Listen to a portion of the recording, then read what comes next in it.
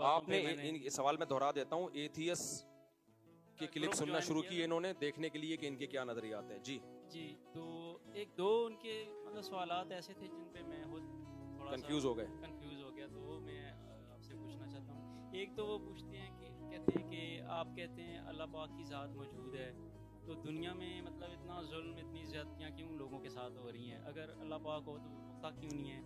کیونکہ آپ کہتے ہیں کہ اللہ پاک جو ہے میں سوال سمجھ گیا. اگلا 70 ماؤں سے زیادہ پیار کرتا ہے، جی تو وہ ایک انسان کو مطلب ظلم زیادتی سے ہوتے ہوئے کیوں نہیں روکتا؟ جی. اور دوسرا کوشچن یہ ہے کہ وہ کہتے ہیں کہ آپ کا یہ کہنا ہے کہ اللہ پاک جو ہے وہ ایک نور ہے، تو نور مطلب کام کیسے کرتا ہے، کیسے حکم دیتا ہے، کیسے چیز بناتا ہے؟ تو اس کا لاجیکل کوئی کوشچن جواب. بھائی نے 2 سوال کیے ہیں، کہہ رہے ہیں میں نے ایتھیس کو سننا شروع کیا تو 2 سوال. نمبر 1 اللہ اگر موجود ہے. دوسرے سوال کا پہلے جواب دے دیتا ہوں کہ وہ نور ہے تو نور کام کیسے کرتا ہے؟ اللہ کو ہم جو نور کہتے ہیں تو وہ نور سے یہ نور مراد نہیں ہوتا. ظاہر ہے وہ مادہ نہیں ہے، کائنات سے الگ ایک ذات ہے، ایک طاقت ہے جس نے اس کائنات کو بنایا، تو ہماری عقل سے ماورا ہے وہ. تو وہ اسباب کا محتاج نہیں ہے کچھ کرنے میں. اس نے ہمیں اسباب میں جوڑ دیا، فزکس کے قوانین میں اس کائنات کو جوڑ دیا اس نے. وہ تھوڑی کسی قانون کا پابند ہے. تو اس پر اللہ کو انسانوں پر قیاس کرنا کہ انسان کو بولنے کے لیے زبان چاہیے، چلنے کے لیے پاؤں چاہیے، کام کرنے کے لیے ہاتھ چاہیے، تو اگر ہم یہ کہیں کہ اللہ تعالیٰ کوئی جسم ہے اور اللہ کو بھی یہ سب کرنے کے لیے اعضاء چاہیے، تو پھر اللہ تھوڑی، وہ تو مخلوق ہو گیا نا. تو اللہ کا خالق کا تو مطلب ہی یہی ہے کہ وہ انسانی عقل سے ماورا ہے. تو آپ ایتھیس سے سوال یہ کیا کریں کہ اللہ تعالیٰ نور ہے اور آپ کہتے ہو وہ نور کام کیسے کرتا ہے. یہ بات آپ کی سمجھ میں نہیں آ رہی. لیکن اس کائنات کو آپ مان رہے ہو کہ یہ مادہ ہے، تو یہ خود بخود کیسے پیدا ہو گئی؟ ہمیں مادے کے بارے میں پتا ہے کہ خود بخود نہیں ہو سکتا. جو نور ہے اس کے تھوڑی ہم جانتے ہیں کہ وہ کیسے ہے. تو یہ سوال ان پہ گھما دیا کریں آپ. یہ کائنات میں موور کے بغیر موومنٹ نہیں ہو سکتی، چینجر کے بغیر چینجنگ نہیں ہو سکتی، تو کریٹر کے بغیر کریشن سے کیسے گزر گئی ہے؟ خود بخود کیسے اس نے اپنے آپ کو بنا لیا؟ ام خلقوا من غیر شیء ام هم الخالقون. اللہ کہتے ہیں خود سے بنے ہو، تم نے خود اپنے آپ کو بنا لیا ہے.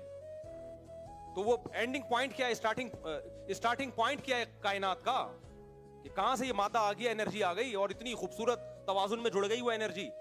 یہ جو میں نے حضرت مفتی تقی صاحب کا واقعہ سنایا نا کہ پھول کو ہاتھ لگانے سے وہ زہر پھیلتا ہے، اسی میں واقعے میں یہ ہے کہ اسی کے ساتھ ایک ایسا پودا اس کی جڑ میں اگتا ہے کہ اگر کوئی پھول کو ہاتھ لگا لے اور زہر جائے گا تو اس پودے کو ہاتھ لگانے سے وہ زہر ختم ہو جائے گا. یہ مینجمنٹ ہے اس کائنات میں. اور وہ حدیث میں آتا ہے نا، ہر بیماری کی اللہ نے دوا بھی پیدا کی ہے. یہ خاندانی مینجمنٹ مینیجر کے بغیر نہیں ہوتی. دوسرا جو آپ کا سوال تھا وہ کیا تھا سوال؟ ہاں اتنا ظلم ہو رہا ہے تو پھر اللہ تو ماؤں سے زیادہ پیار کرتا ہے، وہ کیوں ہونے دے رہا ہے؟ اس کا جواب اللہ ہی سے پوچھتے ہیں نا. جس پہ اعتراض ہوتا ہے جواب کون دے گا؟